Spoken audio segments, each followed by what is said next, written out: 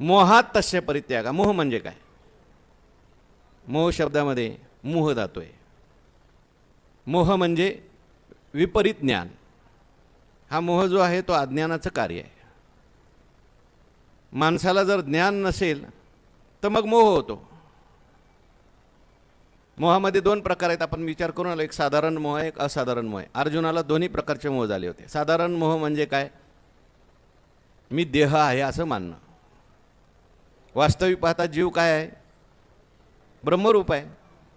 परंतु त्याला ब्रह्मस्वरूपाचं ज्ञान नसल्यामुळे तो स्वतःला जीव समजतो. देहसंबंधी माझे समजतो. स्वदेहा नाम अर्जुन, परदेहा नाम स्वजन, संग्रा नाम मलिनो पापाचार. हा एक मोह आहे. दुसरा मोह असा आहे, तो असाधारण मोह म्हणजे आपल्या कर्तव्याविषयी होणारा मोह. कर्तव्याचं नीट ज्ञान नसलं की माणसाला कर्तव्याविषयी सुद्धा मोह निर्माण होतो.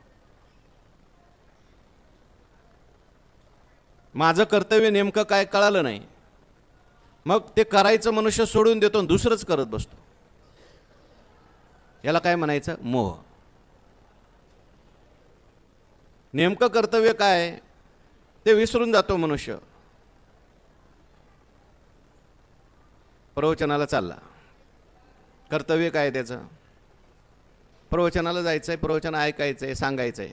रस्त्यात पाहुणे भेटले, बरेच दिवसांनी मित्र भेटला आणि तो गप्पा मारायला लागला. तो गप्पातच रंगून गेला. 5 वाजले, प्रवचनाची वेळ संपून गेली. मग जाऊ देऊ, प्रवचन काय रोज रोजच आहे, मित्र काय रोज भेटणार आहे का? हा जो त्याग झालेला आहे मोहामुळे झालेला त्याग आहे.